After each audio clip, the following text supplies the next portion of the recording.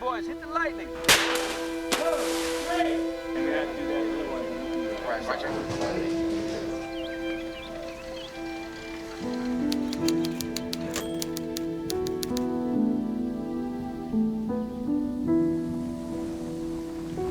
Well, there's a feeling that in the Green Mile, that the human spirit is alive and well even under the most difficult circumstances. And I think sometimes the more difficult that life becomes, the more the human spirit has a chance to shine.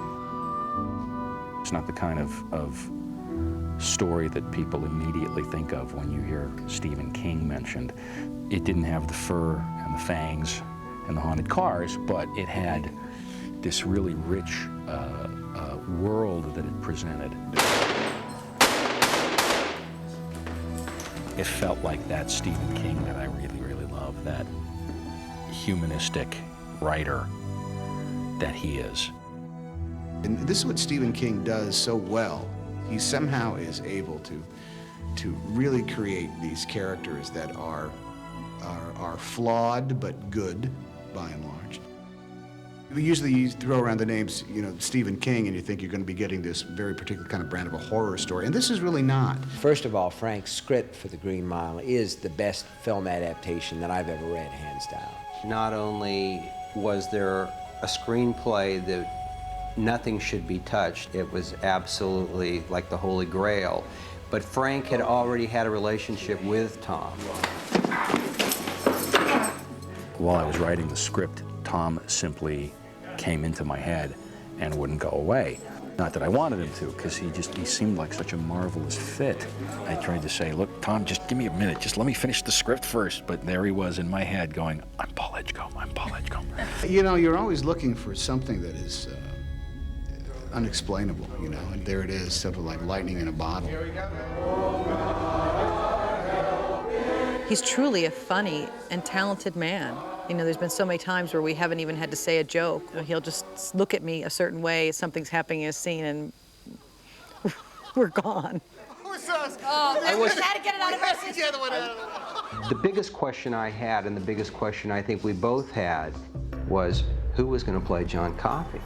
Ah, the hunt for John Coffey. Oh, yes. I know we were in great shape with Tom, but unless we found the right John Coffey, I don't know how this movie would have turned out. Bruce Willis was the main person that first told me about The Green Mile. He said, Michael, they're going to be making a movie about this dude named John Coffey. He said, I'm going to call Frank Darabont and tell him that I found John Coffey. And Michael came in and read for us. I ate, slept, used the bathroom, almost showered with that script. Michael's screen test was amazing. But not as amazing as the performance that he eventually laid down day to day on the set. That essence that there's a part of Michael Clarke Duncan somewhere in him is John Coffey. I went, yeah! I called my mother. I said, Mom, we'll be working with Tom Hanks. We started crying. I was like, oh, we'll be working with Tom Hanks. Frank Darabont has no life. This is it. His life is one long death row experiment. The best part of working with Frank is watching him watch the monitor, because he looks like a little, cherubic, excited boy. Our sets. It was really quite breathtaking to walk down the mile for the first time and see what an incredible job they'd done of recreating this death row E-block penitentiary. How's this for a set? I love this. Tomorrow, we have Stephen King visiting the set of The Green Mile, which will be very cool. Happy birthday to you. He was really floored by the incredible care that Terrence Marsh had put into designing this thing. Frank took me around the corner and said, I want to introduce you to a friend of yours. Here's old Sparky. You got the braces on the elbows. Of course, I did what anybody wants to do when they see it. I said, strap me in it. Frank, could I get out now? And once you get in it, you say to yourself, oh boy, this is like being too far in my own head. Mr. Jingles is the last living, breathing entity with which Del has or feels a closeness. I was hoping we can get as much done with a live mouse as possible. And indeed, that's the way it turned out. We had a troupe of little furry actors. I think we had about 24 mice. I saw the red thing. They're really great little mice. Oh, wow. There are times when you can get, or I can get a sense that it's going to fulfill what I imagined in the script. Sometimes it's really hard when you get in here and you're doing the work. But there are some moments. The image that I think may live with me for a long time was the first time we came running across the river and I'm being followed by the posse. And it was the first time that John Coffey howled.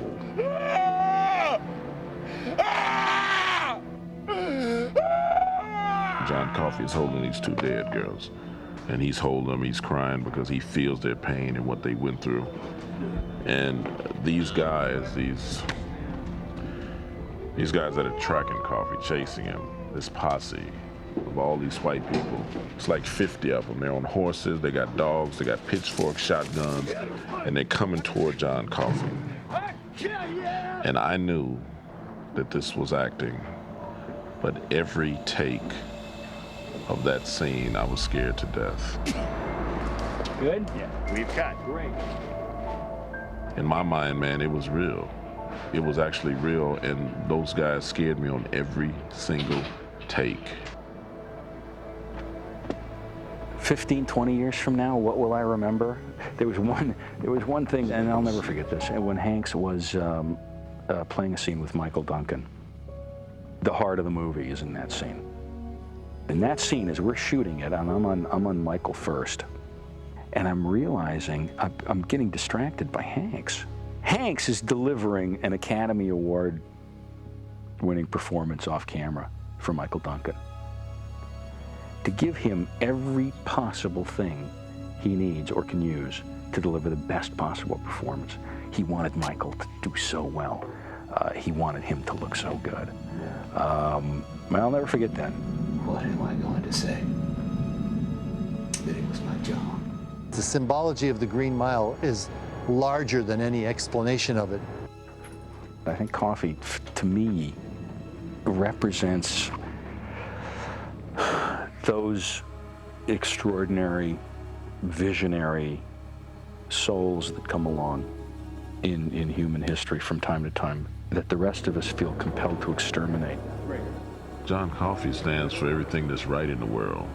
You know, like if you see an old lady crossing the street and you go over to help her, to me, that's John Coffey. We continue, which is what John Coffey says. They kill each other with their love. We continue to kill each other because we fail to recognize that all of us have the demon, and that the only way to deal with that demon is with love and with compassion and with understanding. Roll on two. It's that great mystery. It's that great, it's that great injection of, you'll never believe what happened here. The way everything fell together is like a dream come true. I love those kinds of stories that really take me on a journey. You don't just watch, you become part of it. You become absorbed in it. You become a participant on that journey. To me, those are the most exciting films. And those are the kinds of films that I aspire to make. We each owe a death. There are no exceptions. But sometimes, oh God, the Green Mile is so long.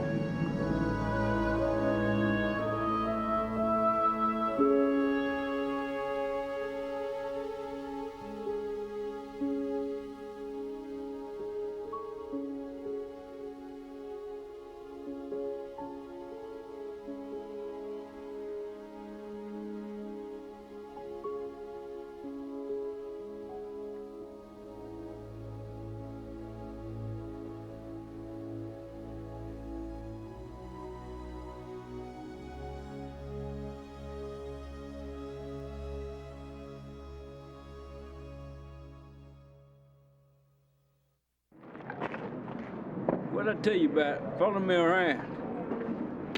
I ain't got time for this documentary shit.